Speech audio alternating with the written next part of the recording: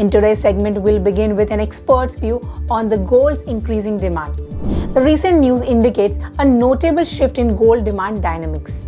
Investment demand for gold has surged by 46%, while jewelry demand has declined by 17%. This change is significant for India's asset class, especially post-budget announcement. Let's see what our experts think about rise in the gold's demand. We have Virendra Vyas, the founder and editor at Gold Price Today, with us. जो आप refer कर रहे हैं वो world gold council की Q2 यानी दूसरी तिमाही की रिपोर्ट है, जिसमें गोल्ड के डिमांड के ट्रेंड्स आते हैं। हर क्वार्टर में वर्ल्ड गोल्ड काउंसिल ये डिमांड के ट्रेंड जारी करती है और उसमें सामने आया है कि जो इन्वेस्टमेंट डिमांड है वो बढ़ी है और जो ज्वेलरी डिमांड है वो 17% घटी है। तो जो इन्वेस्टमेंट डिमांड है उसमें काफी बढ़ोतरी हुई है Q2 यानी दूसरी तिमाही में, और इन्वेस्टमेंट डिमांड जो है 46% बढ़ी है। तो इन्वेस्टमेंट डिमांड इसलिए बढ़ी है क्योंकि उसके पीछे कुछ कारण है।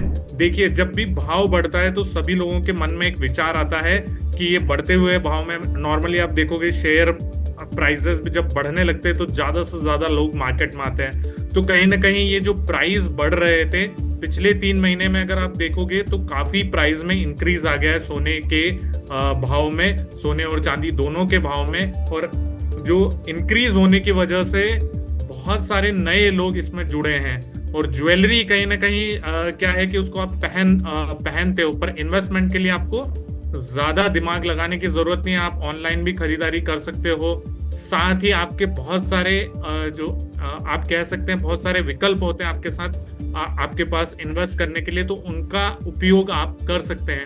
तो जो वर्ल्ड गोल्ड काउंसिल ने रिपोर्ट जारी की है उसमें जो है इन्वेस्टमेंट डिमांड में काफी बढ़ोतरी जो कि 46% की है वो है। और एक जो आपको मालूम भी होगा कि फोमो, जिसको फियर ऑफ मिसिंग आउट भी बोलते हैं, तो जो इन्वेस्टर है जब उसको सामने लगता है कि प्राइस तेजी से बढ़ रहे हैं तो वो कहीं ना कहीं ये सोचता है कि मैं इस तेजी में पार्टिसिपेट अगर नहीं कर रहा हूं तो मैं कहीं पीछे ना छूट जाऊं। तो एक कारण वो है।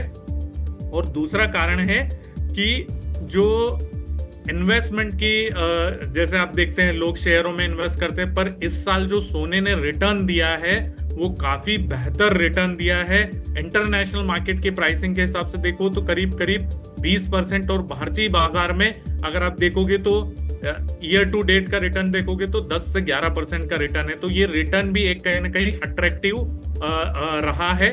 और बजट में अभी जो ड्यूटी में कटौती हुई है 9% की ड्यूटी में कटौती हुई है, और उसके बाद प्राइसेस इंटरनेशनल मार्केट में घटे और भारत में भी घटे। तो कहीं ना कहीं भारत में जो है अभी सस्ता सोना मिल रहा है इंटरनेशनल मार्केट के मुकाबले। अगर आप देखोगे खरीदारी करने जाओगे तो कहीं ना कहीं जो 9% की ड्यूटी में गिरावट हुई थी, हालांकि पूरी ड्यूटी की गिरावट का फायदा भारतीय निवेशक या जो भारतीय खरीदार उनको नहीं मिला, पर अभी भी 5 से 6% सोना सस्ता मार्केट में मिल रहा है। और बहुत अच्छा मौका है, ये आकर्षक मौका है खरीदारी करने के लिए। क्यों? क्योंकि आगे है फेस्टिवल सीजन।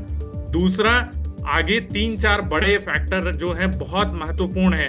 एक है यूएस में फेड जो है यूएस फेडरल रिजर्व, वहां पर वो क्या रेट में कटौती करते हैं, और अभी जो फेड की बैठक हुई उसमें उन्होंने सिग्नल दिया कि सितंबर में कटौती हो सकती है। दूसरा बड़ा कारण है यूएस के प्रेसिडेंशियल इलेक्शन।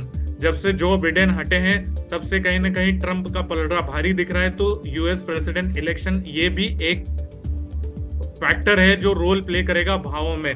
और जो तीसरा जो बड़ा रीजन है वो जियोपॉलिटिकल टेंशन आप मिडिल ईस्ट में देख रहे हो, ईरान, इजराइल, हमास। तो वहां कहीं ना कहीं जो है एक टेंशन बढ़ता हुआ है, और जब भी ऐसे टेंशन बढ़ते तो सोने के भाव में तेजी आती है। और चौथा कारण है डी डॉलराइजेशन, इसकी वजह से सोने के भाव में तेजी आ रही है। तो कहीं ना कहीं आने वाले समय में जो है अगर आप फेस्टिवल सीजन देखोगे तो अभी बहुत अच्छा मौका है।